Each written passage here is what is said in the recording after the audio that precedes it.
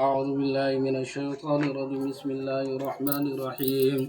وما لهم ألا يعذبهم الله وهم يصدون عن المسجد الحرام وما كانوا أولياءه إن أولياؤه إلا المتقون ولكن أكثرهم لا يعلمون. وما كان صلاتهم عند البيت إلا مكاء وتصدية فذوقوا العذاب بما كنتم تكفرون. إن الذين كفروا ينفقون أموالهم ليصدوا عن سبيل الله فسينفقونها ثم تكون عليهم حسرة ثم يغلبون والذين كفروا إلى جهنم يحشرون ليميز الله الخبيث من الطيب ويجعل الخبيث بعضه على بعض فيركمه جميعا فيجعله في جهنم أولئك هم الخاسرون. قل للذين كفروا إن ينتهوا يغفر لهم ما قد سلف وإن يعودوا فقد مضت سنة الأولين وقاتلهم حتى لا تكون فتنة ويكون الدين كله لله فإن ينتهوا فإن الله بما يعملون بصير وإن تولوا فاعلموا أن الله مولاكم نعم المولى ونعم النصير.